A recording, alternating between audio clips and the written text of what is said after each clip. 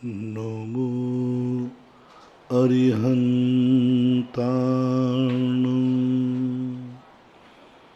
नमो सिद्धाणं नमो आयर्याणं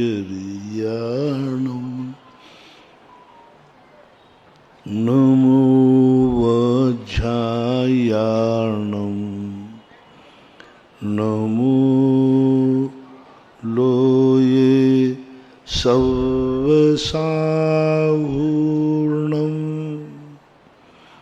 पंच परमेष्टि भगवान की आचार्य श्री गुरुवर कुंद कुंद महाराज की आचार्य श्री गुरुवर विद्यासागर महाराज की जय। परम पूजनीय निर्व्यापक श्रवण मुनि श्री सुधा सागर जी महाराज की जय हो। परम पूज्य क्षुल्लक श्री गंभीर सागर जी महाराज की। सभी श्रोतागण एवं जिज्ञासु पूज सभी को नमोस्तु करें। नमोस्तु महाराज जी। इक्षामी महाराज जी। विद्या जैन बड़ा गांव धसान से पूछती हैं, नमोस्तु गुरुदेव। यद्यपि देवतागण अवधि ज्ञानी होते हैं, इसलिए वे जान लेते हैं कि इस जीव ने पहले ऐसा ही अपराध किया था जिसकी सजा उसे अब मिल रही है। ऐसा जानकर उन्हें किसी को बचाने का भाव नहीं आता। परंतु गुरुदेव, यह नियम राजा, मजिस्ट्रेट आदि पर लागू क्यों नहीं होता? यदि ये पदाधिकारी भी ऐसा सोच लें कि अमुक अपराधी ने पहले किसी के साथ ऐसा किया होगा, उसकी सजा उसे मिल रही है, तो फिर न्याय व्यवस्था और दंड व्यवस्था किस लिए? फिर कोई आवश्यकता ही नहीं इसकी। न्यायाधीश इसलिए नहीं कर सकता क्योंकि वह साक्षात नहीं जान पा रहा है कि सही क्या है गलत क्या है। देवता तो साक्षात जान रहे हैं, अपराध भी जान रहे, अपराध का कारण भी जान रहे हैं, लेकिन मजिस्ट्रेट तो नहीं जान पा रहा ना। मजिस्ट्रेट तो अंधे की तराजू दिखा दी ना कि मजिस्ट्रेट तो अंधा है, उसे निर्णय करना है। तो जो ज्ञान नहीं होता है फिर उन्हें इस विवेक का ध्यान हो सकता है। पुराना कर्म नहीं हो, नया बन रहा हो, तो पुराने कर्म की सजा नहीं हो, नए कर्म की सजा हो, तो स्थितियाँ ऐसा नहीं है। देवता भी कुचित कदाचित रक्षा करने आते हैं, पुण्य का उदय हो तो। पारसनाथ की रक्षा करने आते, ऐसी बात नहीं है, पर वो एक व्यवस्था है, कर्म की एक व्यवस्था है। लेकिन वो कर्म को जाने तब ना। जैसे मजिस्ट्रेट ने सजा बोल दी, अब फिर तुम कुछ नहीं कर सकते, तुम्हारे सामने तुम खड़े रहते हो, वो जेल जा रहा है। इसी प्रकार देवता जब अवधि ज्ञान से जान लेते हैं कि इस कर्म ने सजा बोल दी है, अब वो कुछ नहीं कर सकते। जैसे कोर्ट से सजा होने के बाद परिवारजन, समाजजन सब खड़े रहते हैं और सबके सामने उसको जेल भेज दिया जाता है, सबके सामने फांसी लगा दी जाती है। इसी प्रकार देवता कर्म का निर्णय जान लेते हैं कि कर्म ने ये निर्णय कर चुका है, किसी ने अपराध किया है, यह सजा होगी, तो वो देखते रहते, जानते रहते और उसको सजा मिल जाती है। तो जो कानून है वही देवताओं का कानून है। अब यहाँ पर जो है वो जान नहीं पाते, वो जान लेते, ऐसा मानना चाहिए। अब यदि कानून से बचाव होता है तो बचते हुए भी देखे जाते हैं, यदि नहीं बचाएं तो पता नहीं कौन कितनों को मार दे। आज यदि कानून हटा दिया जाए, मजिस्ट्रेट ये कह दे कि जिसका जैसा होना है, तो ना जाने कितने मर्डर हो जाएंगे एक दिन में ही। तो ये व्यवस्था नहीं है। तो ऐसी व्यवस्था के लिए बहुत मजिस्ट्रेट की व्यवस्था का एक रूप अलग है देवताओं की, और देखा जाए तो दोनों का प्रोसेस एक ही है।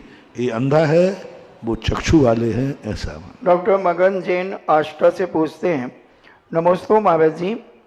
अनुबीची भाषणम से ज्ञानावर्णी कर्म का क्षय किस प्रकार होता है? अनुबीची भाषण का अर्थ क्या है?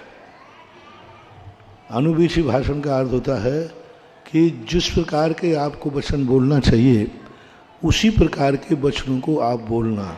ज्ञानावर्णी कर्म का उससे ज्ञानावर्णी कर्म का क्षय कैसे होता है, किस प्रकार होता है? अनुबीची यानी अनुकरण करने वाले, हम कुछ नहीं बोल रहे। आगम में कहा है अनु यानी पीछे, अनुवाची अनुबीची यानी जो कोई आदर्श हैं उनके अनुसार अपना कथन करना ये अनुवीची भाषण कहलाता है।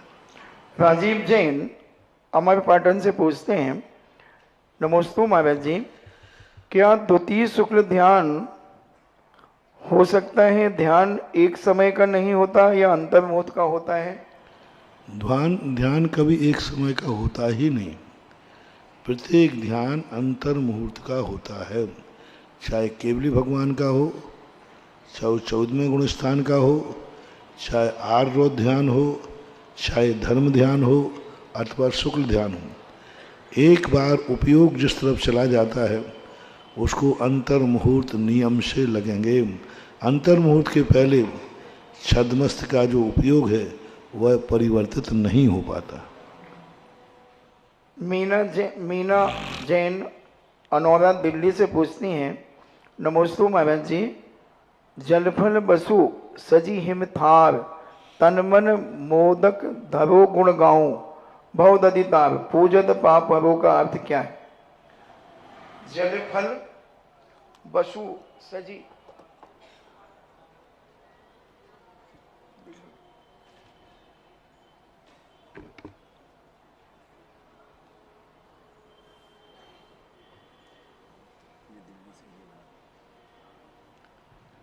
जल फल, जल से लेकर फल तक, बसु यानी आठों, सज यानी सजाए हैं, हिम थाल, हिम यानी सोने के, थार यानी सोने के थाल में, हिम यानी बोलते सोने, सोने के थाल में जल फल आदि आठों द्रव्य सजाए।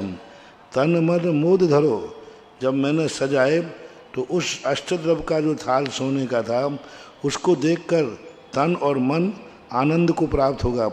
मोद धरो, गुण गाऊं भव ददितार, अब इस थाल को लेकर के मैं आपके गुण गाता हूँ। भव दधि यानी भव सागर समुद्र को, तार पूजित पाप हरो, मैं आपकी पूजा कर रहा हूँ द्रव्य से और गुणों के अनुवाद से, मेरे पाप को हरण करीजिए।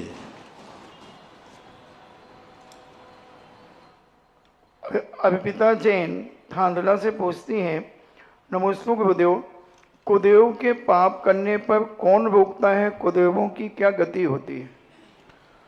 कुदेव का तो अपने आप में दुर्गति होती है, लेकिन उसका परिणाम यदि कुदेवपना नहीं है, वो उसको सही मान करके आचरण कर रहा है, तो उनको भवनत्रक आदि की भी गति हो जाती है। मान लीजिए वो साधु भेष ऐसा धारण कर लिया जो सही नहीं है, लेकिन वो अपनी दृष्टि से सही मान रहा है, तो फिर उनकी व्यंतर आगरी भवनत्रक आदि में उनकी उत्पत्ति देखी जाती है। यशवंत सिंगई ललितपुर से पूछते हैं, नमोस्तु महाराज जी, महाभारत के युद्ध के पश्चात पांडव मानव जाति के आदर्श बने तथा कौरव मानवता का कलंक बने। जैन आगम के अनुसार इनके प्रमुख कारण क्या थे? प्रमुख कारण खुद आपसी कलह थी, पारिवारिक कलह थी, ईगो था। एक व्यक्ति अपने अधिकार का उपयोग कर रहा था, दुरुपयोग कर रहा था, और एक व्यक्ति कर्तव्य में डटा हुआ था कि कर्तव्य क्या है। पांडव सोचते हैं कि इस प्रकार से यदि हम न्याय पक्ष छोड़ देंगे तो हमेशा अत्याचारी की विजय होती रहेगी। जो बलवान होगा वो अत्याचारी होगा, वो कमजोर को दबाएगा। और पांडव स्वयं छोड़ देते, लेकिन राजा थे, राजा ऐसे ही पलायन नहीं कर सकता। राजा को ये भी देखना है कि इसका दुष्प्रभाव क्या होगा। यदि दुर्योधन से युद्ध नहीं करते तो दुर्योधन का दुष्टों का राज हो जाता, सज्जन हमेशा दूर हटता रहता है। सज्जन का अर्थ ये नहीं है कि वो पलायन कर जाए, सज्जन का अर्थ है कि दुर्जन को सज्जन में परिवर्तित कर दे या उसको सबक सिखा दे। सज्जन का तीन रूप होते हैं। एक वो सज्जन होते हैं जो स्वयं हट जाते हैं, बोले तुम्हारा तुम जानो, तुम्हें जो करना हो जो करो, हम तो उसको छोड़ के चले जाते हैं। जैसे कि आदिनाथ के 99 पुत्र थे। जब भरत और बाहुबली में युद्ध की बात आई तो 99 जो भाई थे वो कहते तुम लोग लड़ते रहो, मैं तो दीक्षा लेने जा रहा हूँ। बाहुबली कहते ऐसे कैसे चला जाऊँ। तो इसी प्रकार सज्जन के तीन रूप होते हैं। एक स्वयं दूर हो जाता है, दूसरा सामने वाले को दूर करता है। कि मैं आज समर्थ हूं इस दुर्जनता को रोकने में, और मैं हट जाऊंगा तो ये सबको मार डालेगा, धर्म का नाश कर देगा। तो सज्जन व्यक्ति सामने आकर उसका परिहार करता है, उसका नाश करता है, उसको दूर करता है। जैसे शुकर ने शेर को मार डाला, क्योंकि वो उसके बिना कोई उपाय ही नहीं था, महाराज को बचा ही नहीं सकते। और तीसरा वो सज्जन होता है कि सामने वाले को सज्जनता सिखा देता है। तो अपन समझते हैं कि सज्जनता वो है जो युद्ध नहीं करे, लड़े नहीं, सब नहीं। सज्जनता वो भी है कि दुर्जन के दांत खट्टे कर देना, ये भी सज्जनता है। दुर्जन को सबक सिखा देना, ये भी सज्जनता है। दुर्जन को समर्पित करा देना, ये भी सज्जनता है। दुर्जन को घुटने टेका देना, ये भी एक सज्जनता है। दुर्जन त्राही माँ कर बैठे, ये भी सज्जनता है। तो पांडव, राम आदि ऐसे ही सज्जन थे जो दुष्ट को भी त्राही त्राही कर करके और उसको सिखा देते थे कि तुम्हारी दुष्टता क्या है। ये सज्जन थे सभी। लेकिन यदि ये हट जाते तो क्या हो जाता? यदि रामचंद्र जी युद्ध नहीं करते तो क्या होता? अत्याचार बढ़ जाता। वही तो उन्होंने कहा लक्ष्मण से, लक्ष्मण ये मत समझना कि मैं एक स्त्री के पीछे घूम रहा हूं। मैं आज समर्थ हूं। पुरुष होकर के एक नारी जाति की रक्षा नहीं कर पाए, इस नारी जाति का रक्षा फिर कौन करेगा? इसलिए मैं दुखी हूं कि मैं नारी जाति की रक्षा करके रहूंगा। तो सज्जनता का नाम बिल्कुल ये नहीं। पांडव ने युद्ध लड़ा तो भी सज्जन थे वो, रामचंद्र जी ने युद्ध लड़ा तब भी सज्जन है, शुकर ने शेर को मार डाला तब भी शुकर सज्जन ही है, दुर्जन नहीं है। मार डाला तब भी सज्जन है। जैसे कहते ना, सैनिक कितने को भी मारे तो भी सज्जन ही है। पिताश्री ताश्री जो हैं इतने युद्ध में मारे गए तब भी उनको दुर्जन नहीं कहा, सज्जन ही है। न्याय की रक्षा करना, उसमें भले दुर्जन का परिहार करना पड़े तो भी सज्जन को करना चाहिए। संभव जैन अलवर राजस्थान से पूछते हैं, गुरुजी नमोस्तु, अगर कोई 20-25 साल की उम्र में सबको त्याग करके ध्यान करने बैठ जाए और उसका देवलोक गमन हो जाए तो क्या यह सुसाइड के अंतर्गत आएगा? क्या उसे जीवन जीने के लिए धीरे धीरे सबको त्याग करना जरूरी था? क्यों बैठा वो सब कुछ त्याग करके? कारण देखना पड़ेगा, क्या कारण था? सामने मौत आ गई थी, सामने शेर आ गया था, संयम की रक्षा करना संभव नहीं था। निप्रतिकारे, हमारे यहाँ एक शब्द का बहुत अच्छा प्रयोग किया है, निप्रतिकारे। मरण का संकल्प करना, अब बचने का कोई उपाय बचा ही नहीं है। अब कोई उपाय नहीं है बचने का, अब बचने का कोई उपाय नहीं, तो लो मैं सबको त्याग करके बैठता हूँ। जब तक बचने का उपाय है तो मरने की बात नहीं कही, बचने का उपाय है, बच रहा हूँ। एक बार डॉक्टर साहब से कहा मैंने कि कभी आप वेंटिलेटर पर रखते हो और अब इस पोजीशन में बचने वाला तो नहीं है, तो आप क्यों? बोले हम वेंटिलेटर नहीं निकाल सकते, क्योंकि हमारे लिए तो ये कानून बनाया गया जब तक उसकी श्वास है आपको जिंदा रखना है, जिंदा रखना है। आप कहो तो आप दस्तखत कर दीजिए कि वेंटिलेटर हमने निकलवाया, डॉक्टर नहीं निकालेगा, आपसे दस्तखत करा लेगा, भाई आपके परिवार का व्यक्ति है, आपके कहने से ये वेंटिलेटर निकाला गया। हमें तो जब तक उसकी श्वास है हमें जिंदा रखना है, क्योंकि वो डॉक्टर कानून यही कहेगा क्या इसको अभी और जिंदा रखने का उपाय नहीं था? ये मरीज क्यों मरा इतने बजे? क्या इसको अभी जिंदा नहीं रखा जा सकता था? जांच पाई जाएगी कि यदि इसको वेंटिलेटर पर रख देते तो कुछ क्षण और जिंदा रह सकता था, तो हमारे लिए हमें मर्डर केस लगेगा। मैंने ये समझा, मैंने कि डॉक्टर लोग तुम लोग वेंटिलेटर पर रख देते हो, बेपासू पैसा कमाते हो 1 लाख रुपया। उन्होंने कानून भी देखे, हमारे पास वेंटिलेटर को या तो हम अस्पताल से रेफर कर दें, अस्पताल से कहना पड़ेगा मेरे बस की बात नहीं है। यदि हम जिंदा रख सकते हैं तो जांच में यही आएगा कि वेंटिलेटर पे यदि रख देते तो एक दिन और जिंदा, तो तुमने वेंटिलेटर क्यों नहीं लगाया? तो हमें कहना पड़ेगा परिवार वालों ने मना कर दिया था, हमें लिखित दिखाना पड़ेगा कि परिवार वालों ने कह दिया था हमें अपने मरीज को वेंटिलेटर पर नहीं रखना है, तो हम बच जाएंगे। और परिवार या फिर फीस नहीं देगा, आप वेंटिलेटर क्यों नहीं लगाया? साहब वेंटिलेटर का खर्चा ही नहीं दे रहे थे। कुछ ना कुछ हमें कारण दिखाना पड़ेगा, बाकी हम नहीं मार सकते उसको। ऐसे जैन दर्शन है निवृत्तिकारी।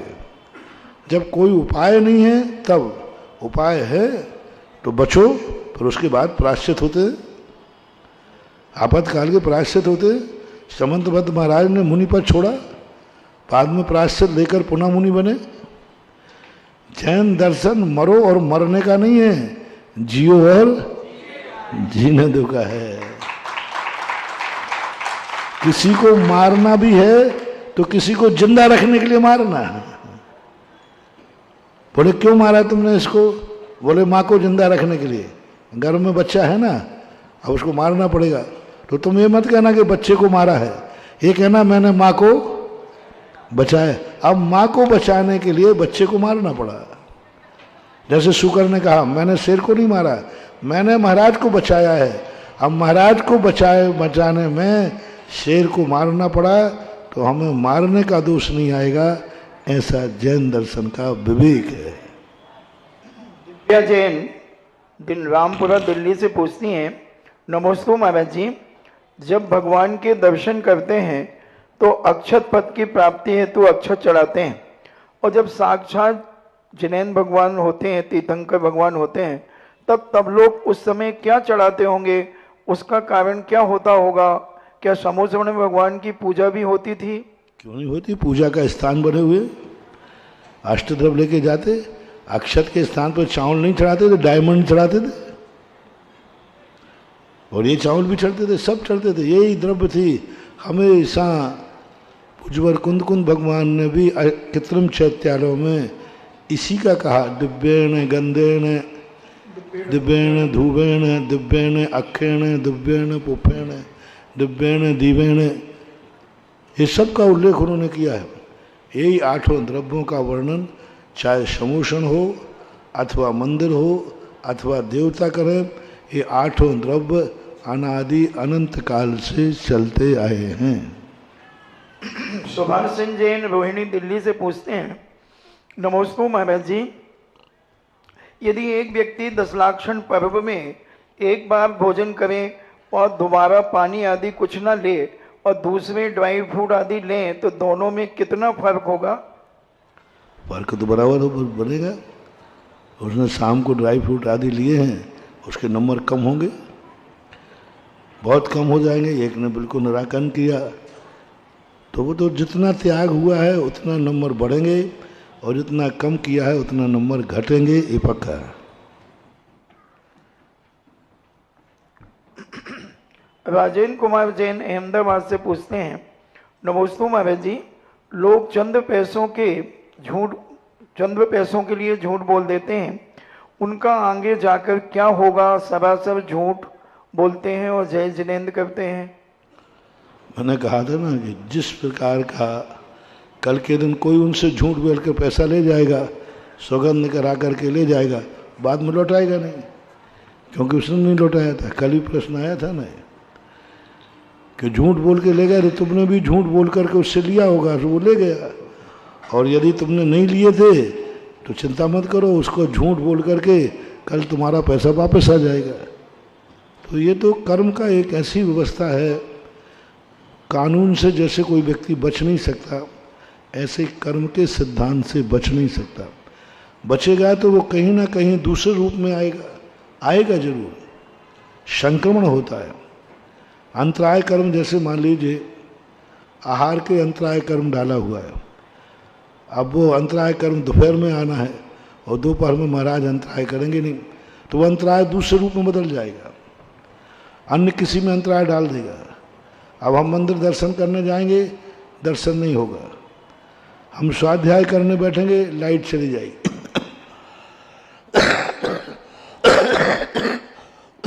क्योंकि इस समय हम आहार तो करेंगे नहीं, तो वो अंतराय अपना रूप बदल देगा। लाभांतराय, भोगांतराय, वीर्यांतराय, किसी अन्य रूप में परिवर्तित हो जाएगा। मान लीजिए लाभ के रूप में हमें शक्ति के लिए चाहिए था, अब वो वीर्यांतराय कर्म चला जाएगा। किसी वस्तु को हम उठाएंगे और ये हमारे से छूट जाएगी, टूट जाएगी। घड़ी हाथ से छूट गई, अब ये क्या हो गया, घड़ी उठाने की थी लेकिन उस समय घड़ी को जोर से नहीं पकड़ पाए, वीर्यांतराय कर्म का उदय आ गया। और आना था लाभांतराय कर्म का, लेकिन अब वो कैसे आए, अब तुम्हारी घड़ी फूट गई, तुम्हें नहीं दिखेगा। तो ये सारा बहुत बड़ा डिपार्टमेंट है कर्मों का, बच नहीं पाओगे। आहार का अंतराय कर्म दान में आ जाएगा, भोगो भोग में आ जाएगा, कहीं ना कहीं वो अपना फल देगा। फिर कोई विशुद्ध परिणाम होते हैं तो परमुख से भी चला जाता है। अब परमुख में भी सजाति में जाएगा, विजाति में नहीं जाएगा। ज्ञानावर्णी कर्म के निषेध दर्शनावर्णी में नहीं जाएंगे, ज्ञानावर्णी बदल जाएंगे। अंतराय 5 अंतरायों में बदलेगा, 8 कर्मों में नहीं जाएगा। तो जिस कर्म का उदय चल रहा है उसी कर्म रूप परिणत हो जाते हैं, लेकिन कहीं ना कहीं विपाक तो मिलेगा। बिना उदय में आए हुए कभी भी किसी कर्म का क्षय नहीं होता। सत्ता में कोई कर्म क्षय नहीं होते, कोई कर्म सत्ता में क्षय नहीं होता, किसी भी कर्म का क्षय नहीं होता। आएगा उदय में, स्वयंमुख से आए या परमुख से आए, आएगा तो उदय में। जिज्ञासा समाधान के लाइव सेशन में आप सभी का स्वागत है। आपकी जिज्ञासाओं की ओर बढ़ते हुए आज समयसार प्रशिक्षण शिविर का अंतिम दिवस प्रातःकाल समापन बेला में रहा। आज प्रातःकाल पूज्य श्री ने सभी विद्यार्थियों को विदा करते हुए एक सीख के साथ भेजा कि जहां भी जाओ बस एक बात याद रखना, अपने जाति का, कुल का, संस्थान का और अपने गुरु का, अपने पिता का नाम कभी भी न गिर पाए। और साथ में अनेक बातें भी बताई। ये सब बातें जब मैं देखता हूं, सुनता हूं, इस पंडाल में खड़े होकर, ये भव्य पंडाल, ऐसा लगता है कोई फिल्म थिएटर का हॉल हो और हर हफ्ते एक फिल्म बदल जाती है और नई फिल्म हम देखते हैं। एक फिल्म समाप्त होती है, दूसरी फिल्म आती है, हम कहते हैं बहुत अच्छी थी वो फिल्म, लेकिन जब दूसरी आती है तब कहते हैं नहीं ये तो उससे भी अच्छी थी। क्योंकि मैं मित्रों जो कह रहा हूं, जो अभी हमने 9, 10, 11 दिन तक लगातार समयसार के प्रशिक्षण शिविर को देखा, वो अद्भुत था। अभी तक के आयोजनों का सबसे सफल आयोजन बनकर रहा। पूज्य श्री के हर आयोजन, जो आयोजन हम देखा करते रहे हैं, सुनते रहे हैं, वो एक से बढ़कर एक रहे हैं। लेकिन आज जो शिविर का समापन हुआ वो हमारी स्मृतियों में रहेगा और निश्चित तौर पर संस्थान का कद और बड़ा है हम सबकी नजर में, इसमें कोई दो राय नहीं है। और पूज्य गुरुदेव, आप जो कार्य कर रहे हैं वह अद्भुत है। सुनते थे, पढ़ते थे, आरतियों में बोलते थे, लेकिन प्रैक्टिकल जब सामने देखा है तो लगा है आपका काम साल, 2 साल, 4 साल का नहीं, हजारों वर्षों तक के लिए आपने जैन धर्म के लिए कार्य किया है। गुरुदेव जयवंत हो। चलिएगा, आज का पहला प्रश्न पूछने से पहले पूज्य गुरुदेव, कल आपने जिज्ञासा समाधान के अंतर्गत दीपावली के ऊपर सारी बातें देश को बताई हैं। बड़ी प्रसन्नता थी, लोगों के मन में सब बात थी। लेकिन एक प्रश्न और आ रहा है, पूज्य श्री आप धनतेरस के प्रति भी कुछ उपदेश देते हैं। उस दिन भी आप कहते हैं कि पूजन होनी चाहिए, उसके बारे में भी थोड़ा सा हमें बताइएगा। धनतेरस का रूप बनता है जब भगवान को केवल ज्ञान हुआ, ठीक उसके कम से कम 48 घंटे पहले, जैसे मान लीजिए आज प्रातःकाल भगवान को मोक्ष हुआ, कल प्रातःकाल मान लो होना है, तो आज की रात, एक रात, आज का दिन और एक रात और कल का दिन जो है, कल का दिन यानी तेरस का दिन 14 गैप में है। तो दिवाली जिस दिन मनना है उसके एक दिन बीच में गैप करके और एक दिन पहले तेरस धनतेरस मानी जाती है। हमारे यहाँ योग निरोध का काल है, योग निरोध काल में आप लगभग लगा लीजिए 12 घंटे 12 घंटे 12 घंटे 12 12 12 कितना हो गए 36, और दूसरे दिन के 12 घंटे भी मिला लें तो कम से कम 40 से 48 घंटे का अंतराल होना चाहिए। 40 से 48 घंटे के बीच में भगवान महावीर स्वामी ने समोषण छोड़ दिया था, और उस समोषण को जब धनतेरस के दिन छोड़ा तो धनतेरस थी उसका नाम। धनतेरस के नाम से आज तक कोई जैनागम में शब्द नहीं मिला। वो धनतेरस थी जब भगवान योग निरोध को कहे तो सारे देवता हो भगवान धन हो गए, अब संसार छूट रहा है, अब संसार का कोई बंधन नहीं है, तो धनतेरस थी। अब धनतेरस के दिन भगवान ने जाकर आकाश में निरालंब पावापुर में जाकर के खड़े हो गए और ध्यान में लीन हो गए। इधर जो धनतेरस की जो परंपराएं चली वो घर में सब में आया, धन हो गया धन हो गया धन हो गया, और बनिया तो वैसे ही कम छोड़ता है। उन्होंने कहा प्याज नहीं खाना, बोले ठीक भगवान प्याज नहीं खाऊंगा। हाँ, तो शार्ट कट कर लेता है, तो उसका नाम धनतेरस। पर धनतेरस भी शब्द चला, निराधार नहीं चला। उसकी खोज मैंने की। मैं किसी भी चीज़ पर सीधा आक्षेप कभी नहीं करता। यदि कोई परंपरा पुरानी हो जाती है तो मैं पहले उसको खोजता हूँ कि इसका कोई ना कोई स्रोत रहा होगा। बिना स्रोत के कोई भी चीज़ ऐसी नहीं होती है। तो धनतेरस का जो स्रोत हमें मिला, जैसे ही भगवान मोक्ष योग निरोध को गए तो देवताओं ने समोषण पे धन दौलत लुटाया। जो रत्न आदि थे उनको उन्होंने लुटाया, और लुटाने के बाद जितने लोग वहाँ थे सबको कोई ना कोई रत्न मिले, और वे रत्न लेकर घर गए तो लोगों ने कहा घर में धन आया है, तो वो धनतेरस हो गई। ये लॉजिक हो सकता है, आगम में नहीं मिला जो मैंने सोचा है, क्योंकि भगवान के समोषण के बाद देवता खुशी से धन दौलत आदि लुटाते हैं, निछावर करते हैं, तो वो शायद धन लेकर आए हों, उस कारण धनतेरस बनी हो। और धनतेरस भी मनाना है तो तुम लोगों के यहाँ गलत परंपरा। पहली बात तो नियम मत बनाओ कि धनतेरस के दिन कोई बर्तन खरीदना ही है। शगुन के लिए खरीदो, और कम से कम शगुन के लिए स्टील का बर्तन मत खरीदो, लोहे का बर्तन मत खरीदो। किसी त्योहार के दिन लोहे की वस्तु, और वो भी उपयोग में आने वाली वस्तु हो, वो नहीं लें। गाड़ी घोड़ा अलग चीज़ है, लेकिन भोजन की थाली घर में स्टील का बर्तन नहीं आना चाहिए। चाय भली आप तांबे का लाओ, चाय आप पीतल का लाओ, सोना चांदी लाओ, रत्न लाओ, लेकिन स्टील नहीं आना चाहिए, क्योंकि स्टील लोहा है, स्पष्ट लोहा है।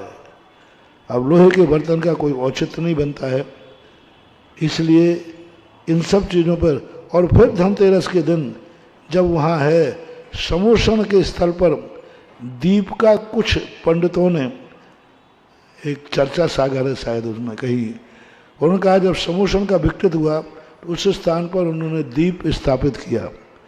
तो आप लोग धनतेरस के दिन अपने घरों में कम से कम 5 दीपक जला सकते हैं। धनतेरस के दिन सुबह अथवा गोधूली में 5 दीपक लगा करके धनतेरस मना सकते हैं। और सामान आदि जो आपको खरीदना है उसके लिए खरीदने की मनाही नहीं, स्टील भी खरीदो, लेकिन शगुन मान के मत खरीदो।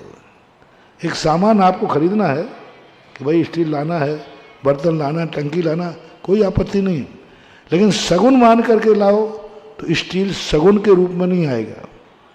खरीदारी में बिल्कुल मना नहीं, नहीं तो सारे स्टील के बर्तन वाले कहें महाराज जी आओगे। एक बार ऐसा हो गया, सारे बर्तन वालों के बर्तन ही नहीं बिके सारे, कहीं राजस्थान में थे। अब यहाँ से बोलने के बाद तो लोग फिर तो मैंने कहा बर्तन खरीदने की मनाही नहीं है, शगुन के रूप में मत खरीदो। आप खूब स्टील लाओ, टंकी लाओ, बर्तन लाओ, चम्मच लाओ, डिब्बा लाओ, लेकिन यदि शगुन मान के ला रहे हो तो बस शगुन का नाम लोहा नहीं हो सकता। तो 5 दीपक जला करके और भगवान के धनतेरस का रूप मना सकते हैं, इतना ही उल्लेख है। बाकी शास्त्रों में कोई उल्लेख धनतेरस को अनुष्ठान के रूप में नहीं है। 14 के दिन भी आप वही 5 दीपक जला सकते हैं, क्योंकि भगवान अभी ध्यान में लीन है, योग निरुद्ध कर रहे हैं हम। दिवाली तो मैंने बता ही दिया, इतना ही उल्लेख है। धनतेरस का जैन दर्शन में कोई विशेष उल्लेख देखने को नहीं आया। एक लोक परंपरा बनी तो इस ढंग से उसको धार्मिक रूप दिया जा सकता है। महाराज जी, एक पीडीएफ फाइल सब जगह घूम रही है जो पिछले वर्ष आप ही के आशीर्वाद से प्रसारित हुई थी, उसमें इसकी एक पूजन भी बनाई हुई है धन्यतेरस की, धन्यदिवस की। हाँ, धनतेरस की समोषण में जो होता है पूजन आप कर सकते हो। घर में बैठ के नहीं, मंदिर में बैठ के कर लो, या घर में बैठ के करना है तो घर में बैठ के करो।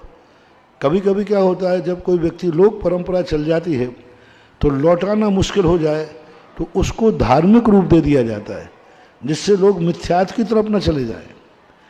इसलिए धनतेरस के ऊपर जो पूजा है बहुत अच्छी पूजा है।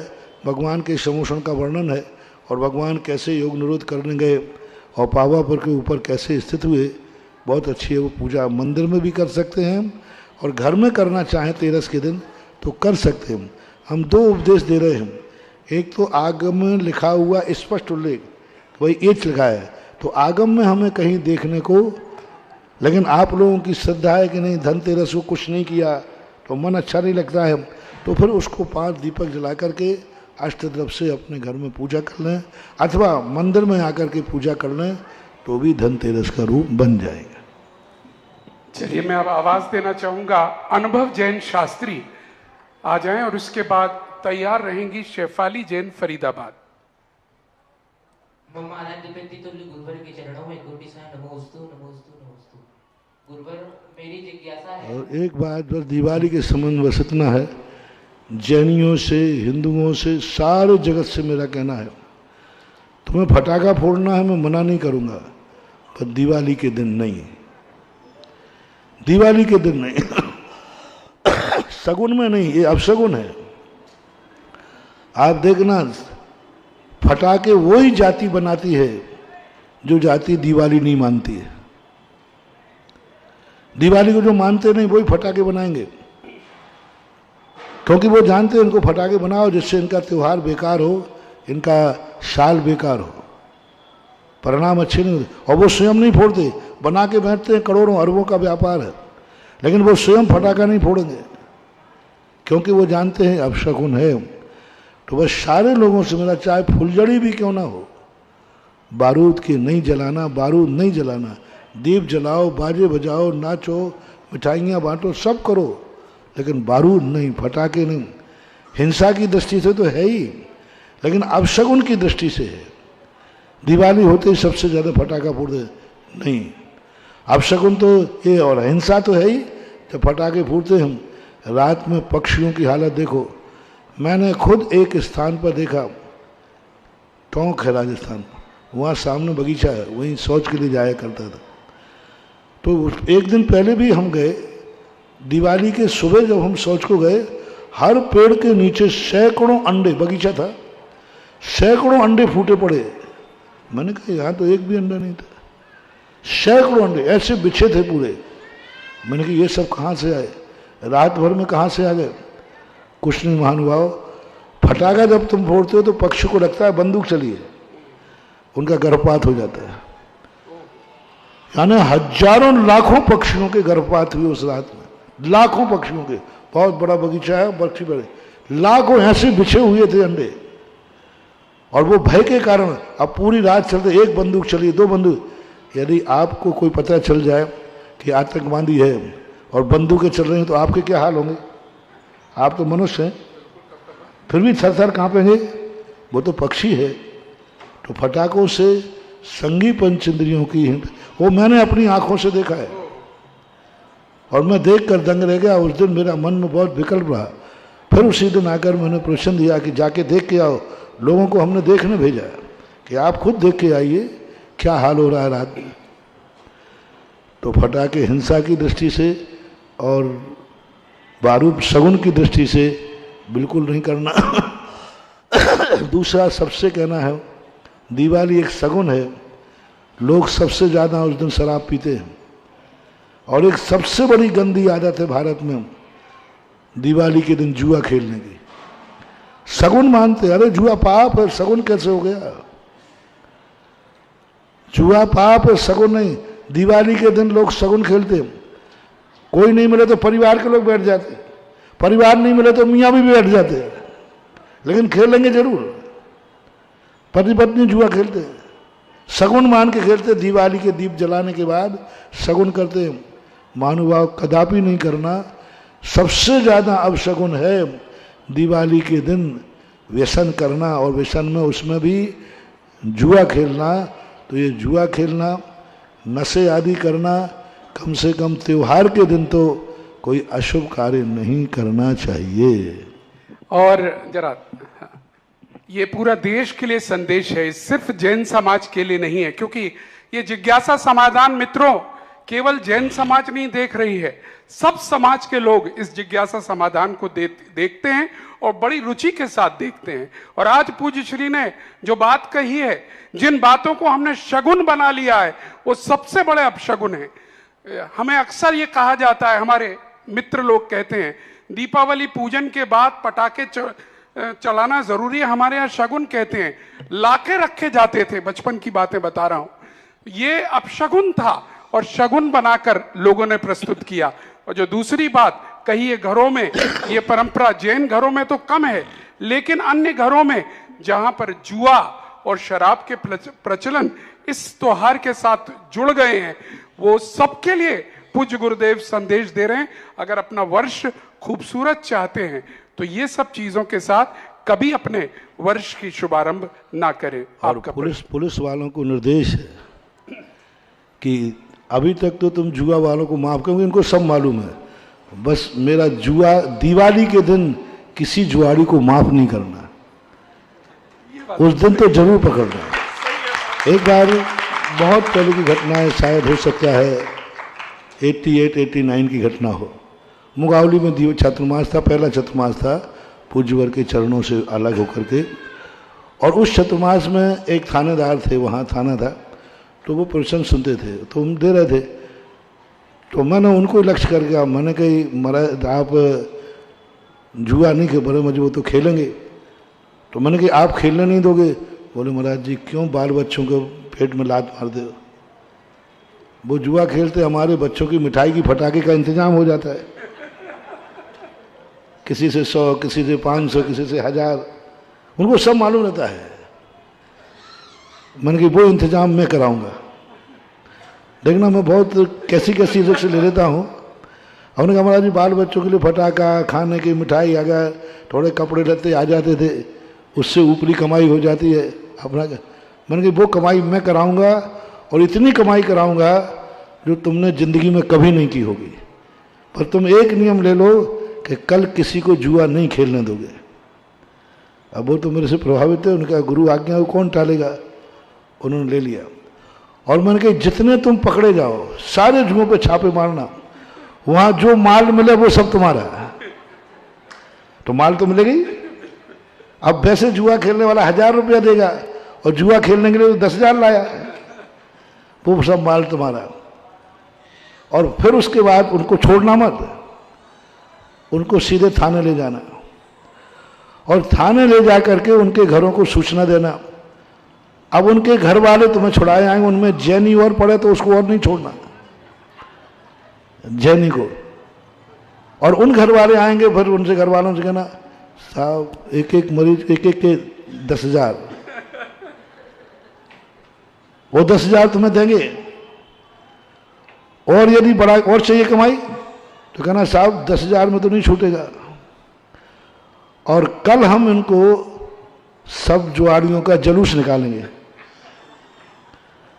और जुलूस निकालते ही आपके 10 के 20,000 हो जाएंगे। तीसरा और कहना जुलूस निकालेंगे लेकिन सड़क चौराहा बना करके,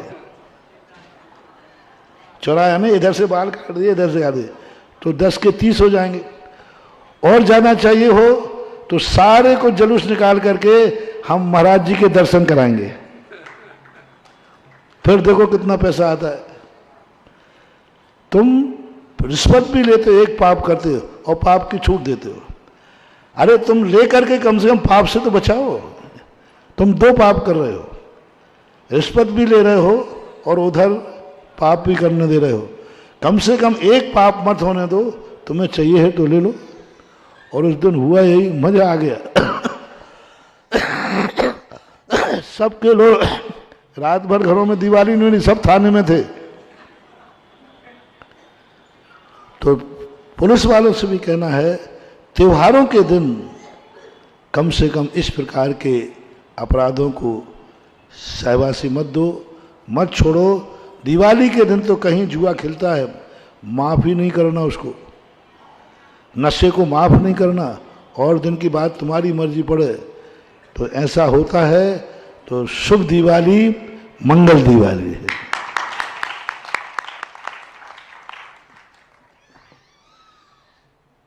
ममाराध्य गुरुवर के चरणों में कोटिसा नमोस्तु नमोस्तु नमोस्तु। क्षुल्लक श्री के चरणों में कोटिसा इच्छामि। गुरुवर, मेरी जिज्ञासा है कि मैंने एक जगह आमनाय के विषय में पढ़ा था, वहाँ पर दो शब्द आए, मूल संगामनाय और काष्ठा संगामनाय। तो काष्ठा संगामनाय का क्या अर्थ होगा? कभी कभी क्या होता है कि कुछ लोग मूल आमना से कुछ अपने अलग विचार रखते हैं, और वो विचार मूल आमना वाले स्वीकार नहीं करते हैं, तो वो अपनी नई पार्टी बना लेते हैं। जैसे कोई पार्टी होती ना, उसमें कोई विचार रखा, वो असंतुष्ट रहा, तो वो क्या करता है, नई पार्टी बना लेता है। पार्टियां बनती रहती हैं। इसी प्रकार से साधु संघों की नई पार्टी बना लेते हैं। मूल संघ के जो विचार थे वो एक्सेप्ट नहीं हुए, उन्होंने एक नया संघ बना दिया और उन्होंने अपनी नई पहचान दे दी, काष्ठा संघ, या दुनिया ने दे दी काष्ठा संघ। तो ऐसे कई संघ बीच में, काष्ठा संघ, माथुर संघ, यापनी संघ, नंदी संघ, बहुत सारे संघों की स्थितियां मिलती हैं। पंचस्तूप संघ, नंदी संघ। तो ये संघ अलग अलग से टाइटल के नाम से बदले गए, लेकिन मूल संघ ही संघ है, बाकी संघाभास है। इनको जैनाभासी कहा गया। जैन तो थे, लेकिन जैनाभासी संघ कहलाते हैं, जो समीचीन नहीं है, सम्यक नहीं है। काष्ठा संघ के मंदिर हैं, मूर्तियां हैं, वे मूर्ति पूजनी है, लेकिन पूजनी होकर के उनके सिद्धांत पूजनी नहीं है। काष्ठा संघ की मूर्तियां मंदिरों में मिलती हैं, देखने में आती हैं। नमोस्तु। शेफाली जैन फरीदाबाद तैयार रहे, आ गई, हाँ, शीघ्रता से तैयार रहे।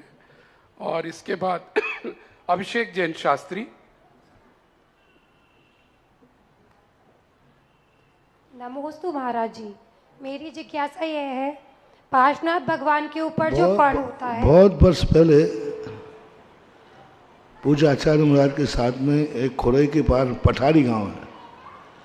पठारी गांव के में एक मंदिर है, गांव के थोड़ा बाहर को। उस मंदिर में काले पाषाण की मूर्ति है, वो काष्ठा संघ की उसमें प्रशस्ति लिखी हुई है, अभी याद आ गई। उसमें काष्ठा संघ की प्रशस्ति लिखी है। मूर्ति दिगंबर ही है, दिगंबर धर्म को ही मानते हैं, और उसमें स्पष्ट काष्ठा संघ लिखा हुआ है। ऐसे में पार्श्वनाथ भगवान के ऊपर जो फण होता है, अभिषेक उसके ऊपर से करना चाहिए, भगवान के ऊपर से? कायदा से तो सिर पर ही करना चाहिए, लेकिन अब छोटी मूर्ति है तो ऊपर से हो जाने में कोई दोष भी नहीं है। हमारा लक्ष्य फन पे करना नहीं हो, हमारी दृष्टि फन पे करना नहीं हो, फिर फन पे यदि जल गिरता है तो कोई दोष नहीं है, क्योंकि ऊपर नहीं गिरेगा तो नीचे भी तो फन बना है चिन्ह में। लक्ष्य करके नहीं करना। कई लोग लक्ष्य करके फन पे करते हैं कि हम धर्मेंद्र का अभिषेक कर रहे हैं। यदि वो धर्मेंद्र का अभिषेक कर रहे हैं तो बहुत बहुत बड़ा पाप कर रहे हैं, बहुत बड़ा। क्योंकि धर्मेंद्र एक असंयमी है, धर्मेंद्र एक असंयमी देवता है। उसका जल किसके ऊपर गिरेगा? यदि वो फन तो है, देवता तो है, तो सभी मानते, और वो असंयमी है। और यदि हमने फन पे किया, वो फन मूर्ति के ऊपर गया, यानी अपने स्नान का जल भगवान के ऊपर जाके गिरा। कल्पना करो इस पाप की। आपके स्नान का जल भगवान के ऊपर गिरा, यानी वो जल इतना शुद्ध है कि तुम खुद अपने स्नान का जल नहीं छूते हो, और वो जल से भगवान का अभिषेक। इसलिए यदि लक्ष्य में ये है कि मैं धर्मेंद्र का अभिषेक कर रहा हूँ फन पे से, तो वो लोग कांप जाएं कि एक धर्मेंद्र असंयमी है और असंयम के ऊपर का गिरा हुआ जल भगवान की मूर्ति पर गिरेगा, इसका कितना बड़ा हश्र, कितना बड़ा पाप होगा। ये हुआ एक लक्ष्य की बात है। और एक सामान अपन भगवान के जल का कर रहे हैं, फिर भी उसके ऊपर फन के ऊपर जल गिर गया या नीचे बना हुआ है, तो उसमें कोई दोष नहीं है, क्योंकि दोष लक्ष्य से बनता है, क्रिया से नहीं है। चलिएगा। और अब अभिषेक जैन शास्त्री, और जिस प्रकार से यहाँ पर जिज्ञासा समाधान होता है, पक्ष विपक्ष दोनों का सॉल्यूशंस होते हैं, हर बात को कहा जाता है। आपके पास उसके बाद कोई सेकंड क्वेश्चन आ जाए तो बहुत मुश्किल है, आएगा नहीं, क्योंकि पूज्य गुरुदेव सारी जिज्ञासाओं का समाधान एक ही प्रश्न में करते हैं। गुरुदेव के चरणों में कोटि सा नमोस्तु नमोस्तु नमोस्तु। छुल्लक जी के चरणों में इच्छामि इच्छामि इच्छामि। गुरुदेव, जो एकांतवादी हैं वह मानते हैं कि पंचम काल में मुनि नहीं होंगे, और मोक्ष पाहुड़ में आचार्य कुंद कुंद महाराज ने लिखा है कि भर्रे दुस्सम काले धम्मत झाड़म हवई साहुस्य तम अप साहब ठे ना हुई मंडई सो भी अन्नानी। अर्थात जो पंचम काल में मुनि होंगे और जो उनको नहीं मानेगा वह अज्ञानी है, नास्तिक है, अर्थात उसे जिन शासन से अलग जानना चाहिए। तो क्या जो एकांतवादी हैं उन्हें हम अलग जिन शासन से अलग माने? अलग ही आगम बाह्य है, आगम बाही माने जाएंगे, क्योंकि आगम जिस चीज का उल्लेख कर रहा है उस चीज को यदि कोई निषेध करता है तो मिथ्या दृष्टि है, आगम बाह्य है, नियम से बाह्य है। फिर ऐसा तो कहो कि सब में श्रावक भी नहीं होते, आगम में कहाँ लिखा कि श्रावक होते हैं? कहाँ लिखा कि पंचम काल में श्रावक होंगे? वो भी नहीं लिखा। पर श्रावक का भी है और मुनियों का भी है, दोनों का पंचम काल में किसी भी आगम में, किसी भी शास्त्र में नहीं लिखा कि पंचम काल में मुनि महाराज नहीं होंगे। अंतराल नहीं लिखा, जैसे ऐसा नहीं लिखा महावीर स्वामी ने कि पंचम काल में इस काल में मुनि नहीं होंगे। मुनि सदा से होते आए। भगवान महावीर स्वामी के बाद एक दिन भी ऐसा नहीं गया जिस दिन कोई ना कोई मुनिराज इस दुनिया में न रहे हों भारत देश में। शांति सागर महाराज के पुजवर के पहले उत्तर भारत में मुनि महाराज नहीं थे, दक्षिण भारत में मुनिराज थे। सन 1932 में एक शांति सागर चरित्र करके लिखा, बंशीधर जी पंडित जी थी सोलापुर वालों ने, उन्होंने स्पष्ट रूप से एक सिद्ध सागर महाराज का उल्लेख किया। जो सिद्ध सागर महाराज जंगल में एक नसिया टाइप की थी, उसमें रहते थे।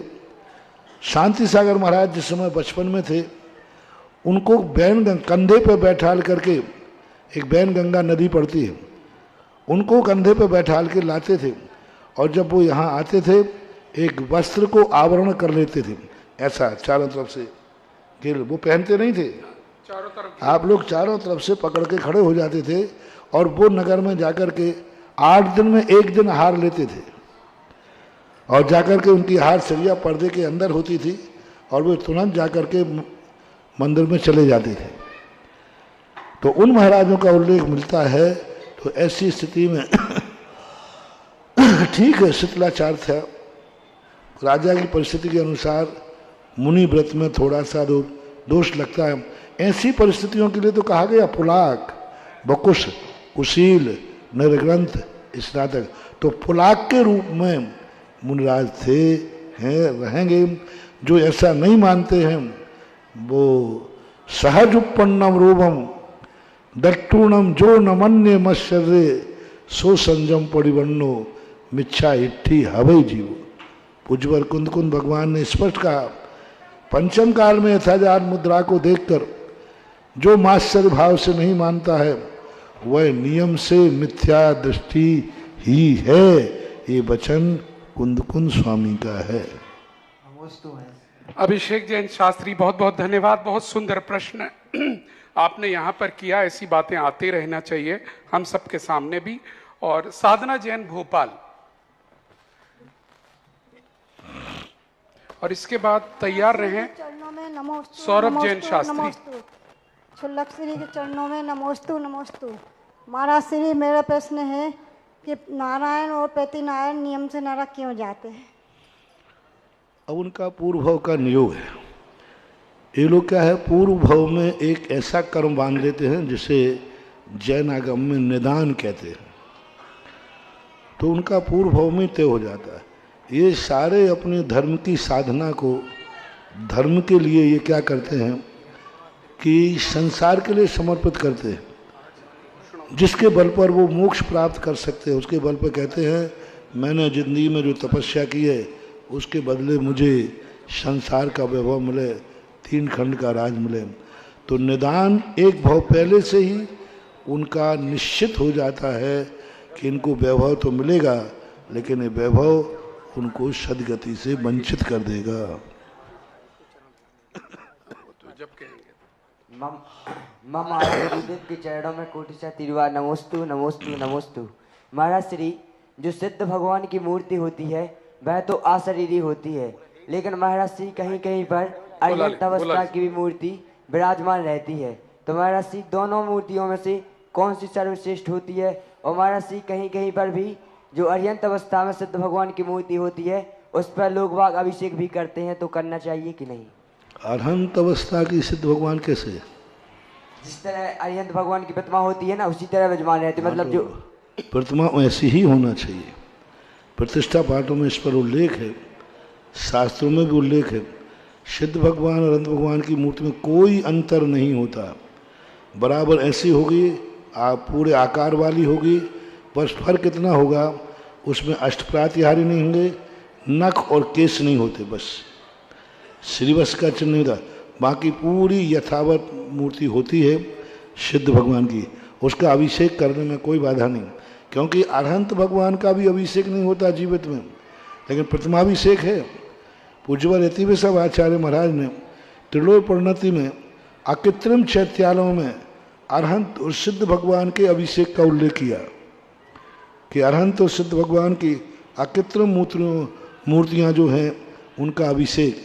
महापुराण में भरत चक्रवर्ती विजयाद पर्वत के चैत्यालयों में से अरहंत और सिद्ध भगवान का अभिषेक करके उसने गंधोदक प्राप्त किया।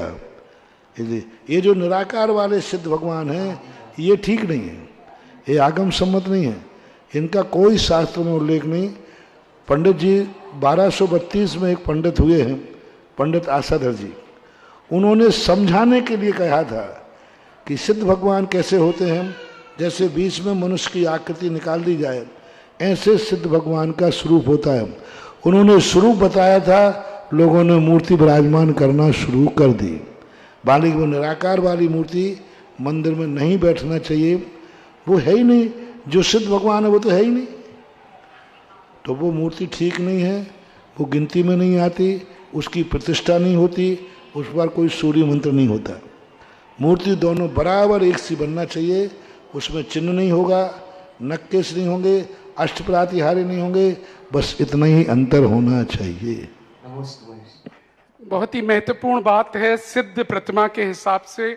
और एक बीच में काल आया था जब इस तरह की स्केच टाइप की मूर्ति बनाना शुरू किया गया था, रखा जाना था, वो आगम सम्मत नहीं है। शास्त्री अंजलि जैन आहार जी, महाराज श्री, जो सिद्ध भगवान की बिना आकार वाली मूर्ति है तो उसको क्या करेगा, कहीं पर विराजमान है? अब वो जहाँ के लोग पूछेंगे वहां को बता देंगे धीरे से कान में। और जिससे पहले आप प्रश्न पूछें, यहाँ पर एक परिवार आया हुआ है जिसने भक्ति कलश स्थापित किया था। उस दिन परिवार पूरा नहीं आया था, चेक लेकर आया है। मैं अर्थ मंत्री, हमारे सह अर्थ कोषाध्यक्ष श्री वाई के जैन साहब यहाँ बैठे हैं, उनसे कहूँगा कि राजेश जैन, बीना जैन सन ऑफ वीरेंद्र कुमार जैन, प्रेमवती जैन, मनीष जैन, मीनल जैन, श्रीमती जैन, अरिहंत और पूरा परिवार कचहरी घाट आगरा, ये पूज्य श्री का आशीर्वाद लें और उसके बाद ये हमारे सह कोषाध्यक्ष वो चेक उनसे प्राप्त करेंगे। हाँ, आप अंजलि जी आहार जी, शास्त्री अंजलि जी। मेरे आराध्य गुरुवर के चरणों में मेरा बारंबार नमोस्तु नमोस्तु नमोस्तु। गुरुजी, मेरी जिज्ञासा यह है कि जो 12 चक्रवर्ती होते हैं उनमें से 2 चक्रवर्ती साथ में नरक में गए, परंतु जो शुभम चक्रवर्ती है उनकी कथा पढ़ने और सुनने में आती है, लेकिन जो ब्रह्मदत्त चक्रवर्ती हैं उन्होंने ऐसा क्या किया था जिससे वो साथ में नरक में गए? ब्रह्मदेव चक्रवर्ती की कोई घटना नहीं मिलती, बस ये है कि वो चक्रवर्ती पद पर ही उनका मरण हुआ। चक्रवर्ती के मरण करने के कारण से उनको नरक जाने की स्थिति मिली, क्योंकि चक्रवर्ती यदि राजगद्दी नहीं छोड़ता है तो तपेश्वरी से राजेश्वरी और राजेश्वरी से नरकेश्वरी, ऐसा। और अब आ जाए नयन जैन अहमदाबाद, और उसके बाद तैयार रहें शास्त्री दीपाली जैन गुना। और एक सूचना हम सब आपको देना चाहेंगे, 13 तारीख को दीपावली मनाई जाएगी। 13 तारीख को भगवान महावीर का निर्वाण महोत्सव मनाया जाएगा। यह निर्वाण महोत्सव महत्वपूर्ण है क्योंकि 2550वां वर्ष यहां से प्रारंभ हो रहा है। यह पूरा वर्ष अत्यंत मांगलिक वर्ष के रूप में आ रहा है। यह आगरा के लिए परम सौभाग्य की बात है कि 2550वां वर्ष भगवान महावीर का प्रारंभ हो रहा है, तो पूज्य गुरुदेव के मंगल सानिध्य में हो रहा है।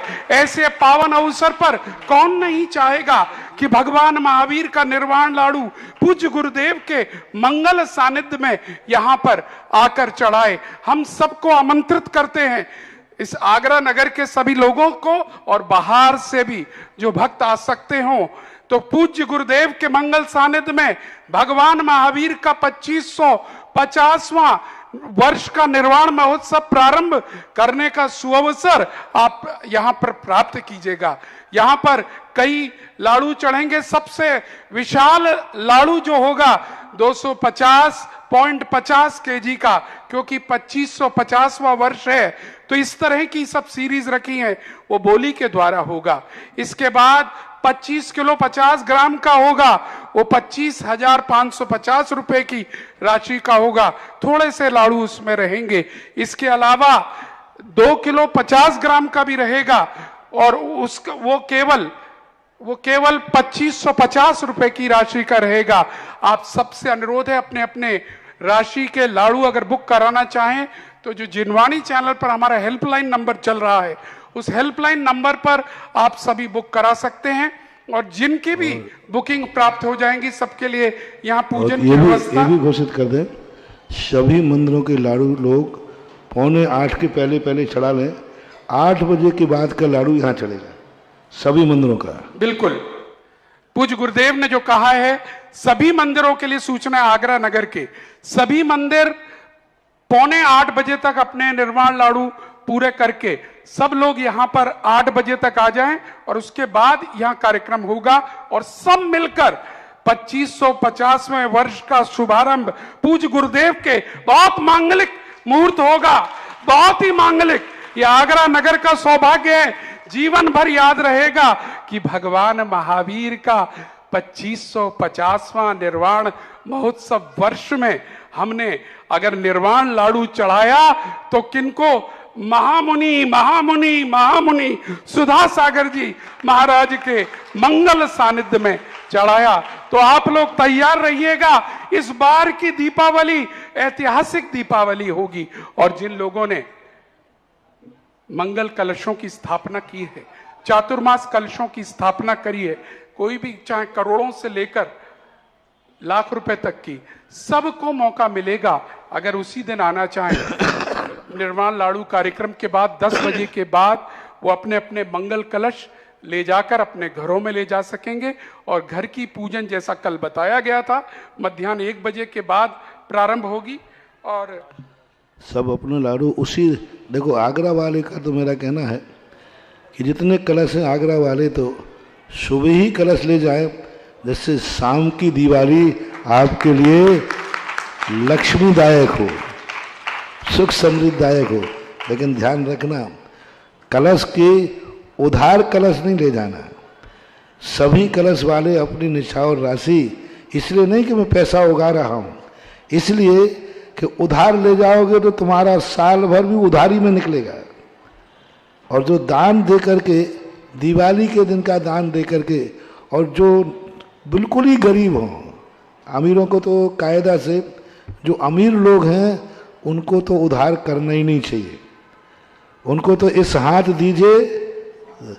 लेकिन जो बेचारे बिल्कुल गरीब हैं, वे गरीब लोग संकल्प करके कलश उठाएं। संकल्प करके अर्थ कि अभी हमारी स्थिति ठीक नहीं है, मैं इतने महीने में इतने समय पर कलश की राशि जमा करूँगा। तो दिवाली के दिन कलश उठाते समय 2 नियम होंगे। पहला नियम तो है कि तुमने दे दिया, दूसरा नियम है कि कलश जब ले जाओगे तो आपको यहाँ संकल्प घोषणा करना पड़ेगी कि यह कलश की राशि हम इतने महीने में इतने समय पर जमा करा देंगे। तो भी चले, बिना संकल्प के कलश ले गए तो निर्माल का दोष आएगा कि तुम मंदिर का कलश और लेके चलेगा।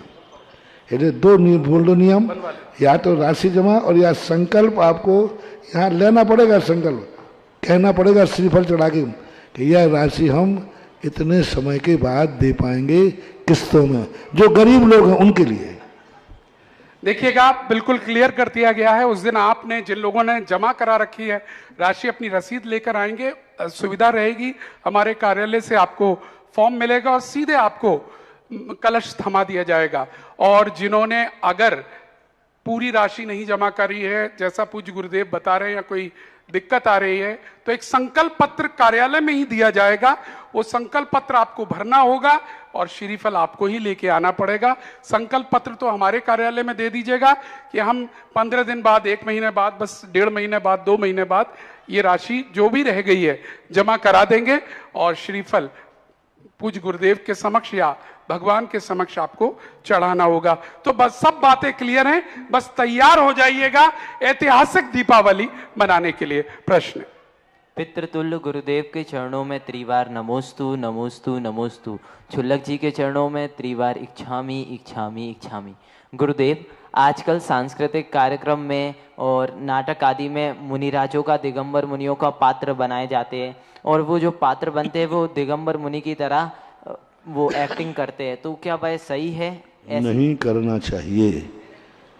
स्पष्ट दिगंबरत्व नहीं दिखना चाहिए। ठीक है, आप पर्दा लगा दिया, इतना हिस्सा ऊपर का दिख रहा है तो चलेगा, लेकिन एकदम बच्चों को नग्न करके और पिछी कमंडल दे करके क्रियाएं करना बहुत गलत हो जाएगा। ऐसा नहीं करना चाहिए। उसको इस ढंग से करो कि दिगंबर मुद्रा भी सामने वाले दिख जाएं और तुम दिगंबर ना रहो। पूर्ण दिगंबरत्व का नहीं आना चाहिए। पूर्ण दिगंबरत्व का आने से भविष्य में इतिहास बिगड़ जाता है और हंसी हंसी में भी दिगंबर भेष को धारण नहीं किया जाता है, ऐसा मानना चाहिए। पात्र तो करना पड़ेगा, जैसे पारसनाथ को बैठालना कमर की झांकी में, तो इस ढंग से वहाँ आगे पेड़ आदि ला दो, इस ढंग से वहाँ मिट्टी आदि से वो बना देते हैं, जिससे लगे कि महाराज बैठे हैं, लेकिन पूरा फोटो कभी आएगा ही नहीं। ऐसा होना चाहिए। हाँ, शास्त्री दिया जैन गुना।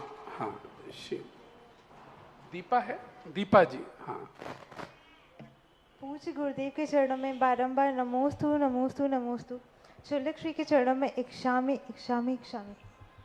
गुरुदेव, जब आपका चतुर्मास गुना नगर में हुआ था तब मैं बाल्यावस्था में थी और तभी से मैंने आपको अपना आदर्श गुरु, फेवरेट गुरु माना है। गुरुदेव, उस समय मेरी एक इच्छा उत्पन्न हुई थी मेरे अंदर कि मुझे आपके मुख से स्वाध्याय करने का अवसर प्राप्त हो। तब गुरुदेव आपने गुना में भक्तामृत महास्त्रोत का स्वाध्याय कराया था, लेकिन गुरुदेव एक दुख की बात यह हुई थी कि वह इच्छा पूर्ण होने के स्थान पर उत्तरोत्तर वृद्धि को प्राप्त हुई। शायद गुरुदेव यह उसी इच्छा का परिणाम है कि आज मेरा श्रमण संस्कृति संस्थान सांगानेर में चयन हुआ और आज मुझे आपके श्री मुख से समय सार जी ग्रंथराज का अध्ययन करने का सौभाग्य प्राप्त हुआ।